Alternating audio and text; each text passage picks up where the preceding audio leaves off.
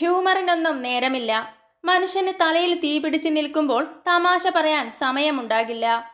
Press മീറ്റിനിടെ ടർബോയെക്കുറിച്ച് Mammootty പറഞ്ഞ വാക്കുകളാണിത്.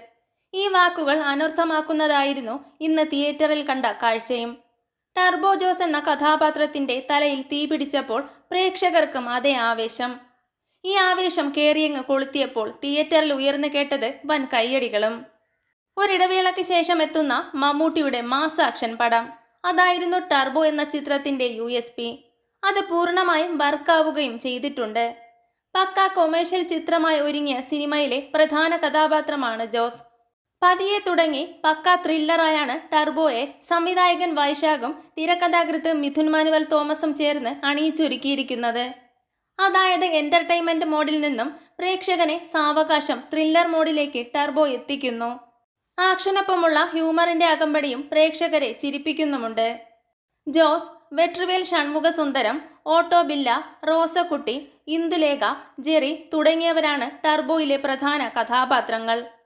Turbo Jose എന്ന് വിളിപ്പേരുള്ള പ്രിയപ്പെട്ടവരുടെ ജോസേട്ടായി മമ്മൂട്ടി ബിഗ് സ്ക്രീനിൽ നിറഞ്ഞാടി.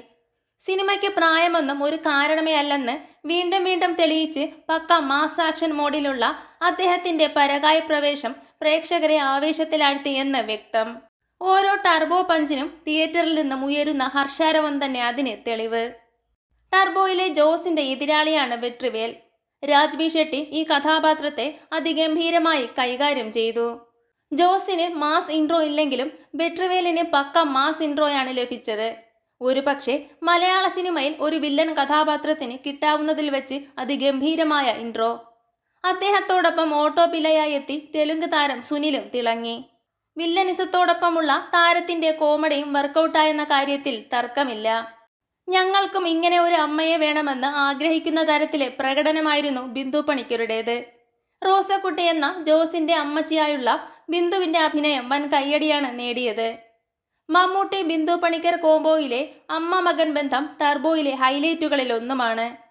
ശബരീഷ് വർമ്മയും ഒപ്പം ഒരു സീനിൽ വന്നു പോകുന്നവർ വരെ അവരവരുടെ ഭാഗങ്ങൾ ഭംഗിയായി അവതരിപ്പിച്ചിട്ടുണ്ട്. ഇവർക്കൊപ്പം മനോഹരമായ വിഷ്വൽസ് പ്രേക്ഷകർക്ക് സമ്മാനിച്ച വിഷ്ണു ശർമ്മ എന്ന ഛായാഗ്രാഹകനും മാസ് പശ്ചാത്തല സംഗീതം ഒരുക്കിയ ക്രിസ്റ്റോ സേവിയറും സംഘവും കയ്യടി അർഹിക്കുന്നുണ്ട്. ക്ലൈമാക്സ് ഫൈറ്റാണ് ടർബോയിലെ ഏറ്റവും പ്രധാനമായ ഘടകം. വിയറ്റ്നാം ഫൈറ്റേഴ്സും രാജ്ബി ഷെട്ടിയും ഒക്കെയായുള്ള മമ്മൂട്ടിയുടെ ആക്ഷൻ രംഗങ്ങൾക്ക് എഴുന്നേറ്റ് നിന്നായിരുന്നു പ്രേക്ഷകർ കൈയടിച്ചത്.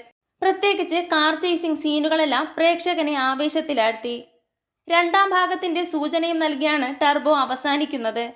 ഒപ്പം രണ്ടാം ഭാഗത്തിലെ വില്ലൻ ആരായിരിക്കും എന്ന ധാരണയും. ഇതുപോലുള്ള സിനിമാ വിശേഷങ്ങൾക്കായി ചാനൽ മറക്കാതെ സബ്സ്ക്രൈബ് ചെയ്യുക.